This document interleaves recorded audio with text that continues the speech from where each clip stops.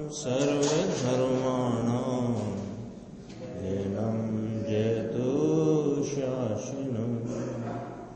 मैं नमो तीर्थनायको, नमो ओंकार वाणी को, नमो उन कुंद प्रभु को जिन्होंने ओंकार धारण की। अहो उपकार जिनवर का, कुंद का दिव्य वाणी का, जिन कुंद ध्वनि दाता उन महान स्वामी का। नमियूण जिनम वीरम अनंत वर्णान दंसन सहावम, वोक्षामि नियम सारम केवली शुद्ध केवली भणिदम। अपनी नियम सारजी परमागम ग्रंथ की स्वाध्याय चल रही है, जिसमें कलश 23 उसकी स्वाध्याय कल प्रारंभ हुई थी। अभी अपन जो गुरुदेव श्री का सीडी प्रवचन सुन रहे थे, कुछ उसमें आवाज की क्वालिटी बहुत ही खराब होने से, खराब ही कह सकते हैं क्योंकि रिकॉर्डिंग उस समय 66 की रिकॉर्डिंग है, लेकिन फिर भी काफी तो अच्छे हैं प्रवचन। इसमें कदाचित कुछ रही होगी कमी। ये कल 2 बोल की चर्चा चली थी, आज तीसरा बोल प्रारंभ हुआ है और वो बहुत ही गंभीर है, तो उसको थोड़ा अपने विचार में आ जाए कि वो क्या बात है। इतनी सी अपन बात कहते हैं। उसमें कहा कि ये चैतन्य की चित्त सामान्य में चैतन्य की सर्व व्यक्तियां निमग्न यानी अंतर्भूत हैं। ऐसा कह करके कहा कि यह जो चित्त सामान्य, इसमें चैतन्य की सर्व व्यक्तियां निमग्न अंतर्भूत हैं, इसलिए ये अव्यक्त है। ऐसा कहा ना, तो अपने को लगता है कि ये 2 प्रकार की बातें क्यों आती हैं। अभी कुछ समय पहले अपनी चर्चा चल रही थी कि कोई भूतकाल की या भविष्य काल की पर्याय वस्तु में विद्यमान नहीं है, ठीक है ना। तो वो पर्याय अपेक्षा से विद्यमान नहीं है, यही बात वहां थी और यही बात यहां है। यहां भी आचार्य भगवान अव्यक्त के बोल के द्वारा, अव्यक्त का ये जो तीसरा बोल, इसके द्वारा यही कह रहे हैं कि चित्त सामान्य यानी कि जीव वस्तु, जिसके अवलंबन से धर्म दशा प्रकट होती है, ऐसा वह चित्त सामान्य में चैतन्य की सर्व व्यक्तियां निमग्न यानी अंतर्भूत हैं। निमग्न है, प्रकट नहीं है, उसी में है ये बात। निमग्न है, प्रकट नहीं है। इसमें एक आत्मानुशासन की गाथा का भी उल्लेख गुरुदेव ने किया कि जल में कल्लोले निमग्न है, कल्लोल नहीं है। जल है ना, जल राशि हो समुद्र की जल राशि, तो जल राशि में वे कल्लोले निमग्न है, निमग्न है, व्यक्त नहीं है, तभी तो वे अव्यक्त है। इसमें एक पैराग्राफ था, बस वो मैं पढ़ता हूं तो उसमें सारा स्पष्ट होगा। भगवान आत्मा यहाँ तो सत्य प्रकट की अपेक्षा से सभी प्रकटताएं अंदर में समा गयेली हैं। प्रकट की अपेक्षा क्या कि प्रकट हुई थी, प्रकट होंगी, प्रकट हुई थी, प्रकट होंगी, इस अपेक्षा से अभी प्रकट नहीं है, तो वे उसमें अंतर में निमग्न है, अंतर्भूत है। क्या शब्द आता है उसमें? निमग्न है, अंतर्भूत है।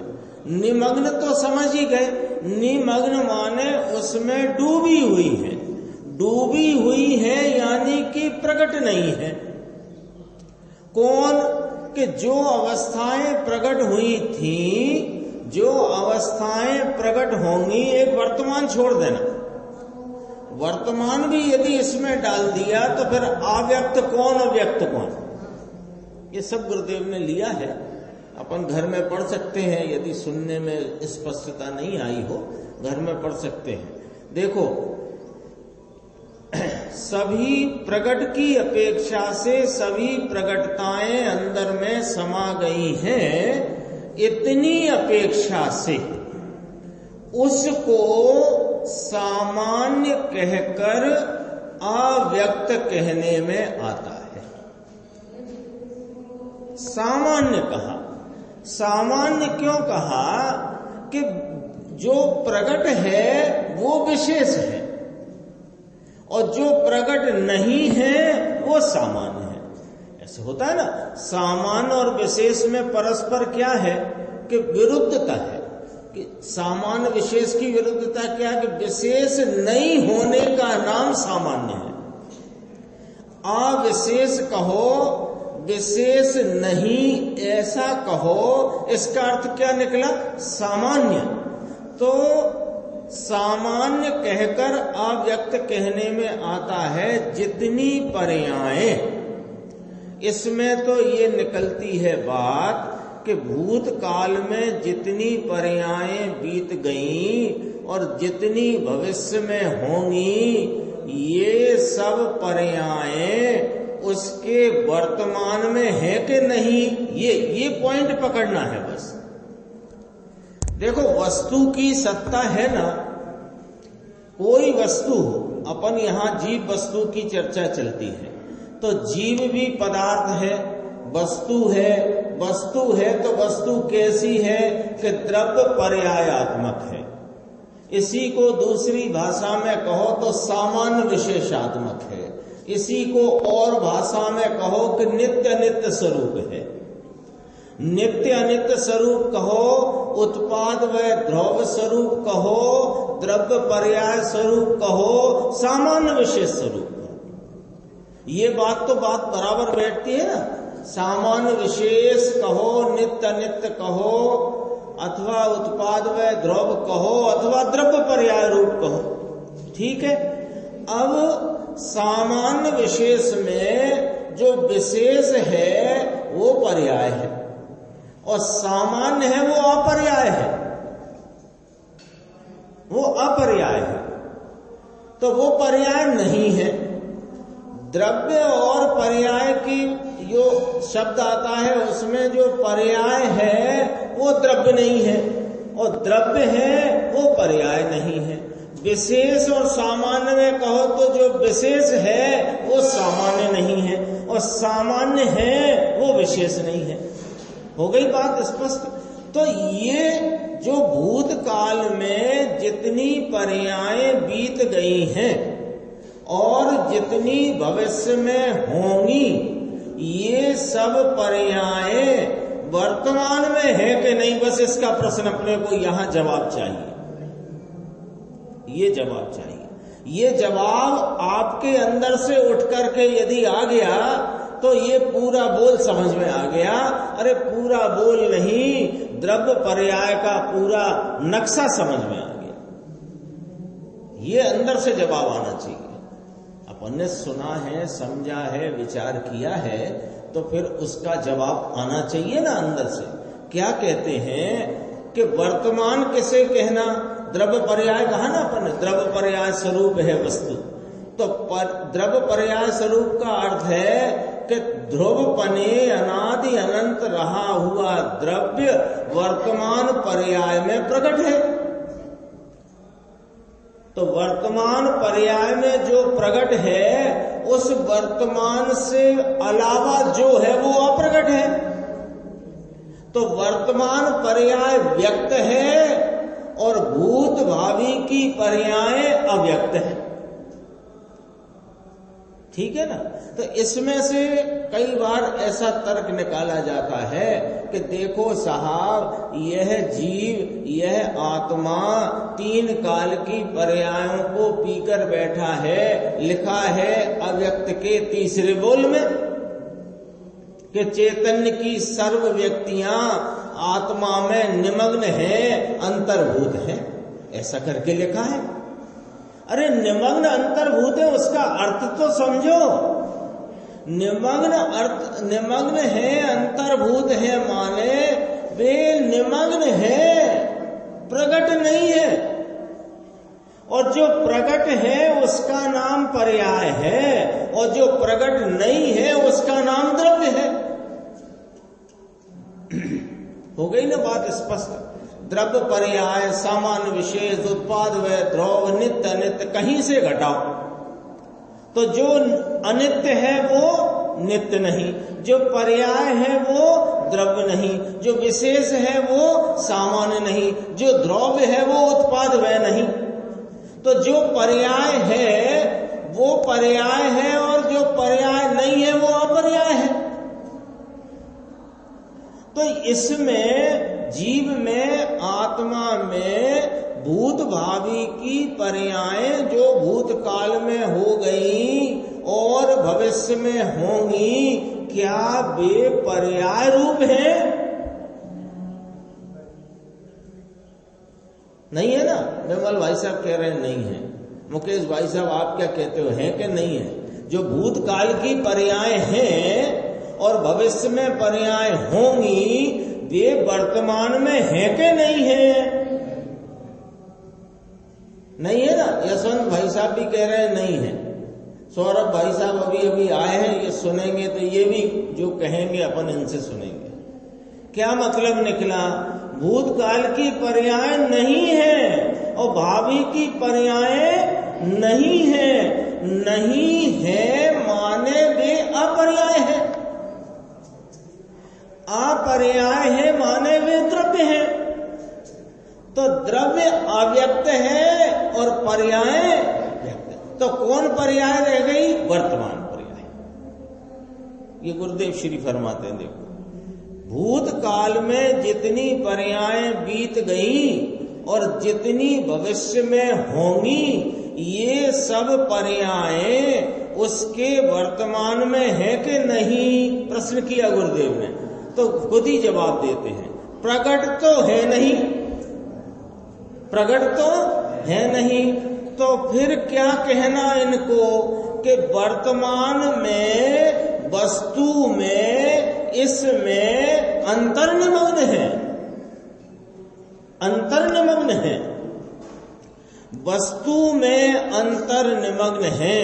उसमें निकाला था अभी एक आलाप पद्धति में श्लोक आता है, तत्वानुशासन में है, वो अभी लिया था ना गुरुदेव ने। देखो मैं श्लोक ही पढ़ता हूं। अनादि निधने द्रव्ये स्वय पर्याया प्रतिक्षणम उन्मज्जति उन्मज्जन्ति निमज्जन्ति जल कल्लोल वज्जले। यानी अनादि निधन से रहे हुए द्रव्य में उसकी प्रतिक्षण एक स्वय पर्याय होती है। वे पर्यायें उन्मज्जन्ति निमज्जन्ति, उन्मग्न होती है, निमग्न होती हैं, उत्पन्न होती हैं, नष्ट होती हैं। कैसे? कि अपार जल राशि में ज्यों जल की कल्लोलें उठती हैं और समा जाती हैं, ये कहते हैं। इसमें अंत में गुरुदेव ने जब प्रवचन पूरा हो रहा था आज का, कल भी लेंगे गुरुदेव इसको, ये सामान्य बोल नहीं है, गंभीर है, इसलिए इसको लेंगे। देखो इसमें कहा चित्त सामान्य में भगवान ज्ञान सामान्य स्वभाव में, एक एक शब्द सुनना, पुस्तक नहीं है सबके पास, इसलिए सावधानी से सुनना। चित्त सामान्य में यानी इस मुझ भगवान आत्मा में, चित्त सामान्य में दृष्टि के विषय भूत इस भगवान आत्मा में, चित्त सामान्य में भगवान ज्ञान सामान्य स्वभाव में चैतन्य की सर्व व्यक्तियां यानी कि सर्व चैतन्य की पर्यायें निमग्न, निमग्न नाम अंतर है। इसलिए उनको अव्यक्त कहने में आता है। वर्तमान पर्याय अलग रखना। यदि वर्तमान पर्याय उसमें निमग्न करोगे तो फिर कौन विशेष रह गया? सभी सामान्य हो गया। और सामान्य विशेष बिना वस्तु की सिद्धि कैसे? और ये कौन देखेगा कि सब निमग्न हैं? कितने लॉजिक से समझने की जिम्मेदारी है। तो कोई यूं भी कह सकता है कि इतने समझने का कार्य, जिम्मेदारी, इतनी जरूरत ही क्या है? जरूरत ही क्या है? बढ़िया चल रहा था कारोबार, सुबह उठो, समय से उठो, स्नान ध्यान करो, पूजा प्रक्षाल करो, स्वाध्याय में जो होता हो इधर से आने दो, इधर से जाने दो, फिर अपने धंधा पानी करो, खाओ पियो, खुश रहो। निकल जाते 50, 60, 70, 80, 90 वर्ष और कुछ कषाएं मंद रहती, कुछ गति बंद अच्छा हो जाए, आगे की आगे देखेंगे। काय को ये समझना? अरे अनादि से यही करते आए हो, पूजा प्रक्षाल। गुरुदेव तो कहते हैं मणि रत्नों के दीपकों से तुमने पूजाएं की। ये 150 रुपए किलो के चावल की बात नहीं हो रही है, 1000 रुपए किलो के बादाम की बात भी नहीं हो रही है। मणि रत्न के दीपकों से पूजाएं की, नतीजा क्या निकला कि जे बैठे हम और आप सुबह से हैरान परेशान, आज उंगली दुख रही है, कल कान दुख रहा है, कोई ना कोई, ये तो एक कहने की बात है, कोई ना कोई हैरानी परेशानी चली आ रही है। कैसे मिटे? कैसे मिटे? कि इस सुख स्वरूप आत्मा की पहचान के द्वारा उसका आलम्बन लेकर उसमें जो अतीन्द्रिय आनंद भरा पड़ा है उसको प्राप्त करे तो मिटे। तो उसके लिए तो समझना पड़ेगा, उसके लिए समझना। तो समझने से क्यों होगा कि तुमने उल्टा भी तो बहुत समझा है ना, उल्टा बहुत समझा है। तो उल्टे को सीधा करने के लिए जितनी तुमने चूड़ी घुमा करके वो बोल्ट टाइट करा है, उतनी चूड़ी तो खोलनी पड़ेगी ना, तब वो निकलेगा। ऐसा है। ऐसा अव्यक्त जो आत्मा, वह एक रूप टंकोत कीर्ण परमार्थ आत्मा, उसको जीव कहने में आता है। ऐसा जीव दृष्टि में लेना, इसको सम्यक दर्शन कहते हैं। कहो समझ में आया? विशेष कहेंगे। ये कहकर के आज का व्याख्यान गुरुदेव श्री का अपन ने देखा था। और अब अपना जो विषय चलता है कलश 23वां,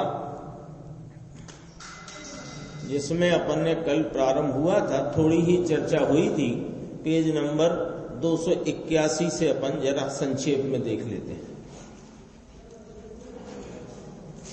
क्या कहा था कि दृषि ज्ञप्ति वृत्ति स्वरूप, यानी दर्शन ज्ञान चारित्र रूप से परिणमता। ये रखिए पुस्तक राजेश भाई की।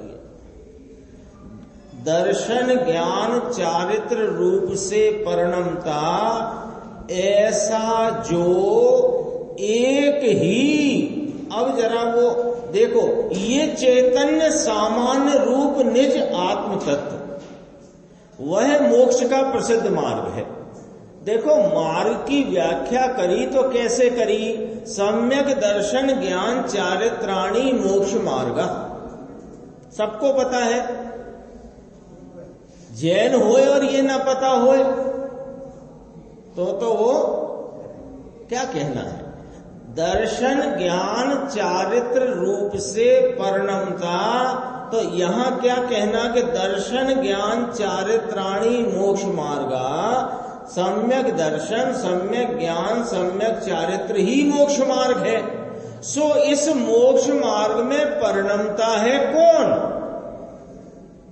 कि ये एक चित सामान्य चैतन्य सामान्य वस्तु भगवान आत्मा निज आत्म तत्व ये परिणमता है सम्यक दर्शन ज्ञान चारित्र रूप से। तो उससे परिणमित सामान्य तत्व परिणमा विशेष में, सम्यक दर्शन ज्ञान चारित्र विशेष, और वो विशेष आया किसके आलंबन से कि सामान्य के। तो सामान्य माने द्रव्य, वो ध्रुव स्वरूप भगवान आत्मा वह परिणमा, तो वह परिणमित को ही मोक्ष मार्ग कहा। चैतन्य सामान्य चित सामान्य चैतन्य सामान्य रूप निज आत्म तत्व दृषि वृत्ति स्वरूप ऐसा जो एक ही चैतन्य सामान्य रूप निज आत्म तत्व वह मोक्षेक्षुओं को मोक्ष का प्रसिद्ध मार्ग है। और क्या कहा, यह मार्ग बिना मोक्ष नहीं, रेतेन मार्गेण बिना न मोक्ष। ये इसका अर्थ गुरुदेव करेंगे, अपन देखेंगे। देखो तो दृषि माने सम्यक दर्शन, ज्ञप्ति माने सम्यक ज्ञान, वृत्ति माने सम्यक चारित्र। तो कल अपनी ये चर्चा चली थी कि देह की क्रिया चारित्र नहीं है, 5 महाव्रत का विकल्प चारित्र नहीं है, नग्नपना ये चारित्र नहीं है। तो चारित्र किसे कहना कि अपने चैतन्य सहजानंद स्वरूप में उपयोग की तल्लीनता का जो परिणमन है, ये तल्लीनता का एकाग्रता का भाव, इसको चारित्र कहते हैं। अब अपनी बात आगे चलती है 282 पेज। ये दर्शन ज्ञान चारित्र रूप से परिणमता, ऐसे सम्यक दर्शन ज्ञान चारित्र से परिणमित, परिणमित के आगे क्या डैश लगाए ना, उसका अर्थ अवस्था में उसकी दशा होना। अवस्था में ये आत्मा की अवस्था में सम्यक दर्शन ज्ञान चारित्र की दशा होना, ऐसा जो एक ही चैतन्य सामान्य स्वरूप निज आत्म तत्व, ऐसा जो एक चैतन्य स्वभाव सामान्य स्वरूप, इसका अर्थ भेद पड़े बिना। सामान्य कहा ना, सामान्य माने भेद बिना का, तो भेद पड़े बिना मात्र चैतन्य चैतन्य चैतन्य चैतन्य सदरस स्वभाव स्वरूप ऐसा आत्म तत्व भारी भाई, ये है वह आलम्बन का विषय, ये है श्रद्धा का विषय, ये है संचेतना का विषय, ये है ध्यान का विषय। कौन कि सद्र चैतन्य चैतन्य चैतन्य चैतन्य चैतन्य चैतन्य चैतन्य चैतन्य एक धारा में सदरस सदरस सदरस सदरस सदरस एक रूप भाव, ऐसा आत्म तत्व भारी भाई संतों की वाणी देखो। भगवान आत्मा ये शरीर वाणी तो नहीं, कर्म पुण्य पाप नहीं, एक समय की विकास की दशा वह भी आत्मा नहीं। तो विकास की दशा हवा में हो रही होगी, ज्ञान के विकास की दशा हवा में हो रही है कि नाना भाई उस आत्मा के परिणमन दशा हालत में हो रही है, लेकिन वह आलम्बन भूत नहीं, वह मैं हूं ऐसे स्वीकारने योग्य नहीं, ऐसा। गुण भेद भी नहीं, एक रूप त्रिकाल, एक ही चैतन्य सामान्य रूप निज आत्म तत्व सामान्य चैतन्य स्वभाव ध्रुव, एक रूप ऐसा सामान्य चैतन्य स्वभाव। अब देखो सामान्य यानी भेद पड़े बिना का, सामान्य यानी भेद पड़े बिना का, ज्ञान दर्शन सुख चारित्र ये तो भेद है। ज्ञान की अल्प अवस्था केवल ज्ञान अवस्था, मदशुद्ध ज्ञान अवस्था, अरे ये तो भेद है, ये नहीं। ऐसे भेद पड़े बिना का एक रूप चैतन्य सामान्य तत्व, ऐसा जो आत्म तत्व वह निज आत्म तत्व, भगवान का तत्व भी नहीं। भगवान अरिहंत सिद्ध परिपूर्ण दशा में विराजते हैं, परिपूर्ण निर्मल निर्मल निर्मल निर्मल, वो तत्व नहीं। तीर्थंकर परमेश्वर जो हुए धर्म के शरण में वो चीज भी नहीं। केवली पंडितो धम्मो शरणम पवज्जामि, वो शरण नहीं, वो तो व्यवहार से शरण कहने में आता है। क्यों कि वो ही बताते हैं कि एक शुद्ध आत्मा शरण है, इसलिए व्यवहार से उनकी शरण लो, ऐसा कहने में आता है। केवली द्वारा प्रणीत धर्म में ही तो कहा है इस शुद्ध आत्मा की शरण लो। इसलिए ऐसे शुद्ध आत्मा की शरण लेने का बताने वाले वे केवली परमात्मा द्वारा प्रणीत धर्म की शरण लो, ऐसा कहने में आता है। इसमें तो निज आत्मा का शरण है। पंडित जी मार्ग भारी भाई, ये इतने सा जो पैराग्राफ 10 लाइन का पढ़ा, ये दृष्टि, ज्ञप्ति और वृत्ति तीनों इसी के आलम्बन में वे प्रकटते हैं। एक ही चैतन्य सामान रूप, ध्रुव नित्यानंद चैतन्य स्वभाव स्वरूप, ऐसा जो आत्म तत्व भाव स्वभाववान वह निजात्म तत्व, यह अपना आत्म स्वभाव आत्म तत्व उसका आश्रय करने से मोक्षेक्षुओं को, मोक्ष के इच्छुक पुरुषों को, मोक्ष का इच्छा करने वाले को मोक्ष का मार्ग वहां से शुरू होता है। कहां से शुरू होता है? एक प्रतिमा लेने से शुरू होता है, 2 प्रतिमा लेने से शुरू होता है, 3 प्रतिमा से शुरू होता है। कहां से शुरू होता है? अष्टमी चतुर्दशी से शुरू होता है, पूजा प्रक्षाल से शुरू होता है। कहां से होता है? मोक्ष का मार्ग कहां से शुरू होता है? कि ये जो अभी अपन ने पढ़ा था, चैतन्य चैतन्य चैतन्य चैतन्य सदरस सदरस सदरस सदरस सदरस, सदरस का अर्थ समझ रहे हैं ना? सदरस बोल रहे हैं, उसका भाव पकड़ रहे हैं ना? सदरस सदरस सदरस, सदैव एक सर का, यों का यों, यों का यों, यों का यों, ऐसा ही ऐसा ही ऐसा ही ऐसा ही। जानन जानन जानन जानन जानन जानन जानन जानन का एक रूप सदरस प्रवाह है। ये जो चैतन्य सामान्य तत्व, इसको पहचान कर, इसका आलम्बन लेकर, इसके स्वरूप संचेतना में आनंद की जो अनुभूति है, वह आनंद में हूं ऐसा नहीं, वह आनंद में मैं यह चैतन्य आत्मा हूं ऐसी प्रतीति का होना, ऐसा संचेतन और एकाग्रता का होना, इसका नाम मोक्ष मार्ग का उद्घाटन। अब शुरू हुआ। यहां से ये लिखा है कि नहीं लिखा? यहां से शुरू होता है। निज आत्म तत्व वह मोक्षेक्षुओं को मोक्ष का प्रसिद्ध मार्ग है। क्या कहते हैं?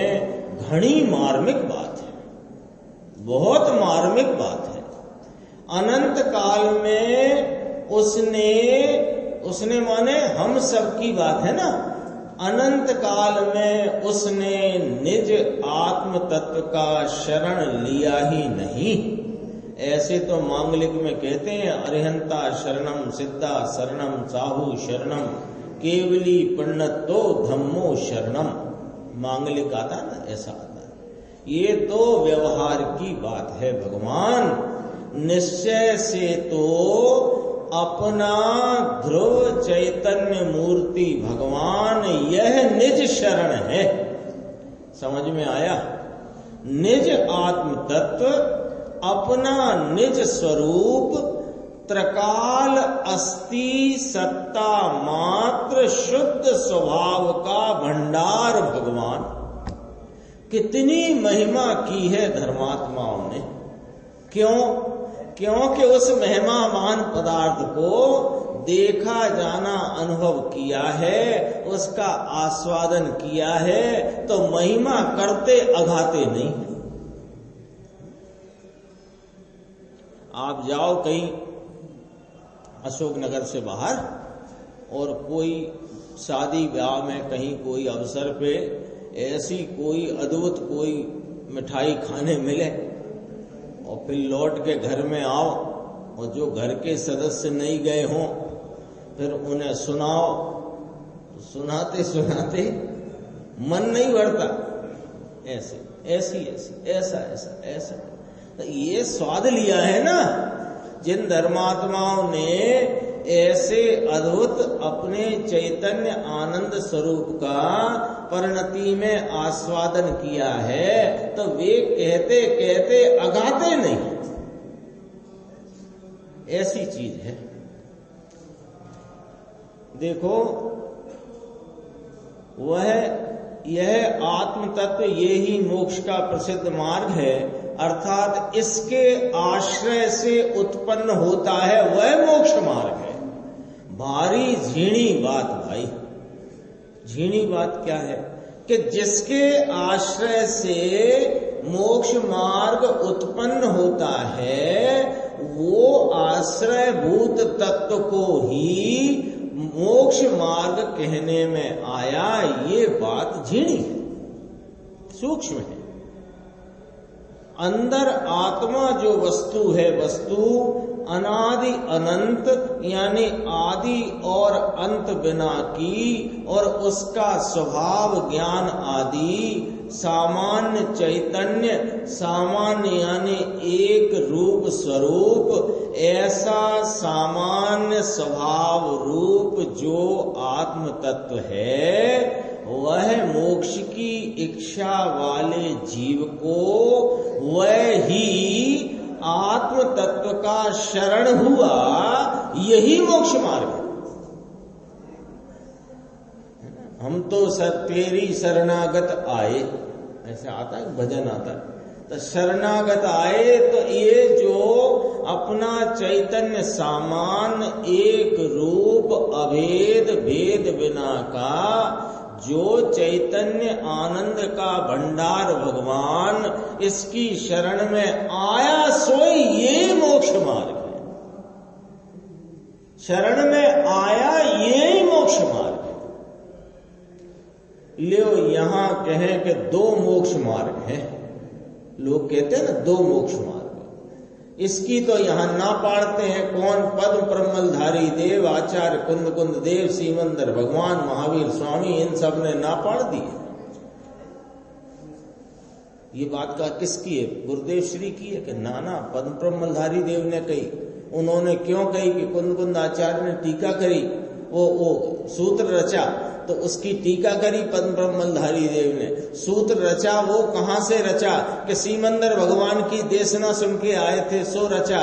सीमंदर भगवान की देशना सुनने क्यों गए थे कि महावीर प्रभु की देशना से अपने आत्म स्वरूप को प्राप्त करके तीन कषाय चौकड़ी की अभाव रूप प्रचुर स्व संवेदन की दशा में झूलते थे। ये उन सब की बात है। अरे कोई कहे निश्चय भी मोक्ष मार्ग है और व्यवहार भी मोक्ष मार्ग है, इसकी आचार्य ना पाड़ते हैं। अब आचार्य की मानना है कि अपनी चलाना है।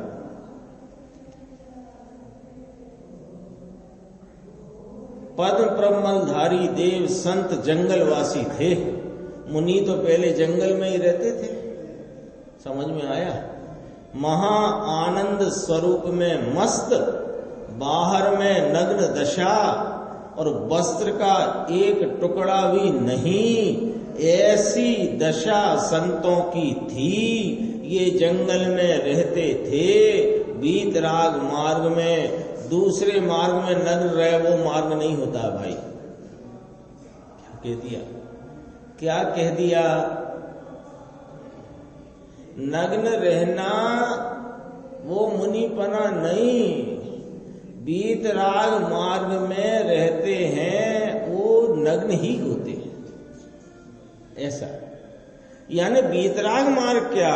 इस वीतराग स्वरूप के आलम्बन से प्रगति हुई, उसकी और विशेष आलम्बन लेने से प्रगति हुई, तीन कषाय के अभाव रूप प्रचुर स्वयं संवेदन की दशा में वर्तती हुई जो वीतराग परिणति है, इसका नाम मुनि है।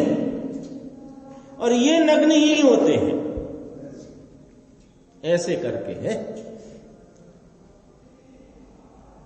भगवान आत्मा अंतर में सामान्य अर्थात एक रूप आनंद ज्ञान चैतन्य सामान्य आदि सदृश शक्तियां, सदृश शक्तियां पड़ी हैं। ऐसी सदृश शक्ति का तत्व जो भगवान आत्मा, वही एक मोक्ष मार्ग है।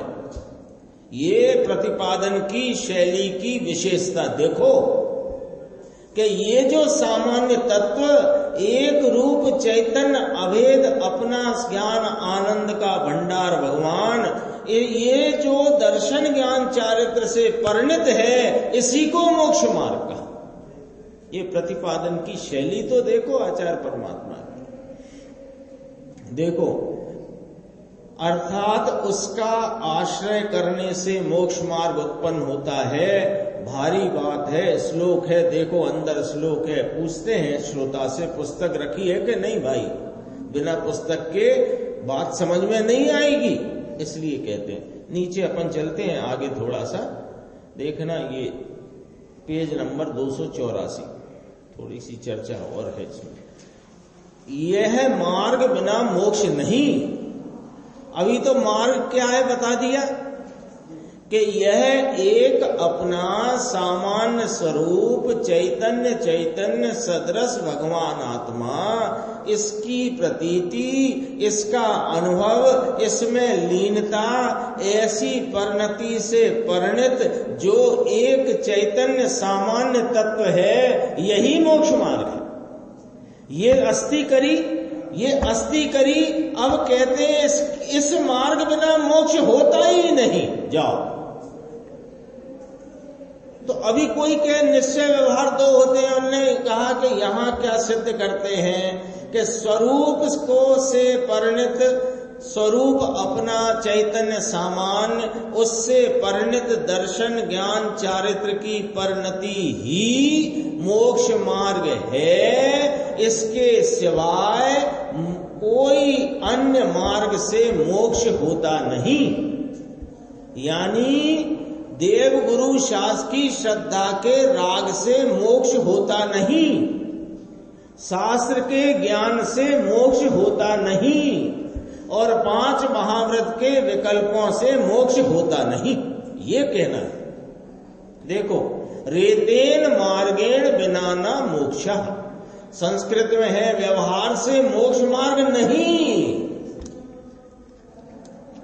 निमित्त के अवलंबन से विकल्प उत्पन्न होता है, उससे मोक्ष मार्ग नहीं।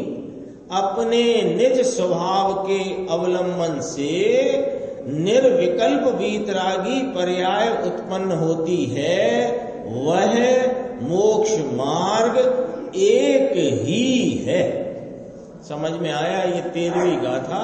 मूल तो इसमें कारण कहना था, कारण कहना था ना, कारण दृष्टि कार्य दृष्टि की परिभाषा उसमें आई थी। उसके बाद कारण तत्व की बात कहना थी।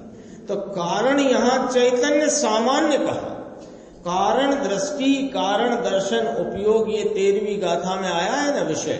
एक प्रश्न यहाँ श्रोता ने कहा कि साहब त्रिकाली द्रव्य को ही मोक्ष मार्ग कह दिया।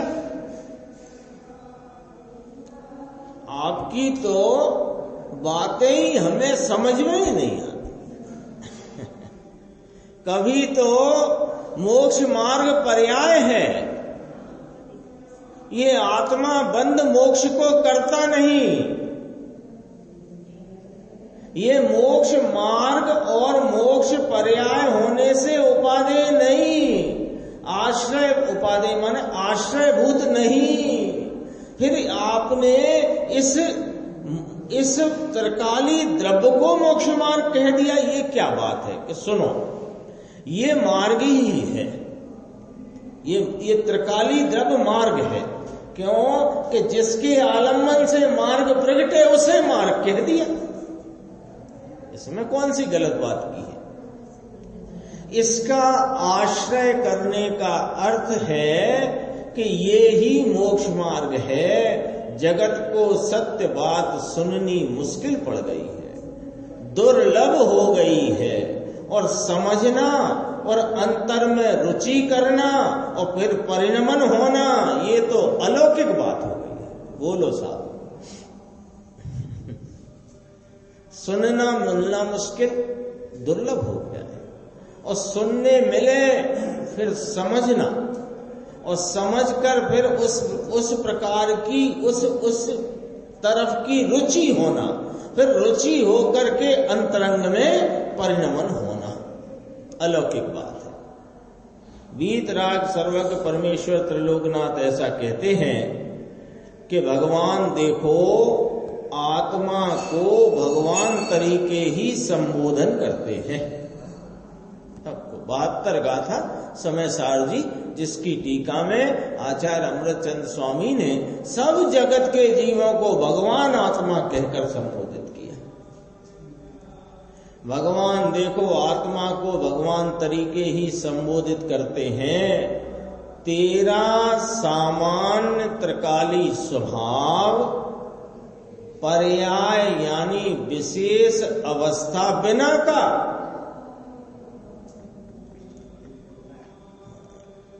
ये क्या है? यदि दृष्टि चाहिए माने अपने स्वरूप की प्रतीति चाहिए, यानी परिणति में आनंद के वेदन के साथ यह मैं आत्मा हूँ, ऐसी प्रतीति रूप सम्यक दर्शन चाहिए। परिणति में रत्नत्रय चाहिए, रत्नत्रय पूर्वक परिपूर्णता चाहिए। तो भाई साहब, दृष्टि के विषय का निर्धारण करना पड़ेगा। वो क्या था, वो चिड़िया नहीं, मछली की आंख में वो निशाना लगाना था। वो कौन सा स्वयंवर था, जो कुछ भी था, ज्यादा विस्तार क्या सबको पता है। वो मछली की आंख में निशाना लगाना था, तो मछली की आंख के का जहां जो टारगेट था उसको नक्की करा था कि वैसे ही ठोक दिया था। क्यों भाई सौरभ बाबू? जब वो अर्जुन ने किया था, किसने किया? अर्जुन ने। तो अर्जुन ने तीर उस पे कमान पर चढ़ा करके ऐसे ही ठोक दिया था कि निर्धारण किया था? बिना निर्धारण के ठोका था क्या? अरे कोई ठोक सकता है क्या? और एक और आता है अर्जुन का, वो चिड़िया की आंख की का निशाना उसने। तो कहना क्या है कि जहां इस उपयोग को ले जा करके दृष्टि करना है, तो वो दृष्टि का विषय निर्धारित करना कि नहीं करना है? करना है ना। अब वो प्रमाण का लोभी क्या करता है, वो जैसे ही यो बात खड़ी होती है कि ये जो दृष्टि का विषय एक रूप सामान्य ध्रुव तत्व है, ये पर्याय बिना का है, तो इसको बुखार आ जाता है। अरे वो मछली की आंख की हो कि चिड़िया की आंख की हो, यदि उसे निशाना बनाना है तो आजू बाजू में कुछ भी है उसका इनकार नहीं है, लेकिन तेरे टारगेट में यदि वो है तो तुझे प्राप्ति होने वाली नहीं है। यहां लिखा देखो पर्याय नाम विशेष अवस्था बिना का, वर्तमान अवस्था जो दशा विशेष है इसके बिना का, त्रिकाल ज्ञायक ध्रुव स्वभाव भाव। कितना पेज था ये, गड़बड़ हो गया। 284 है ना।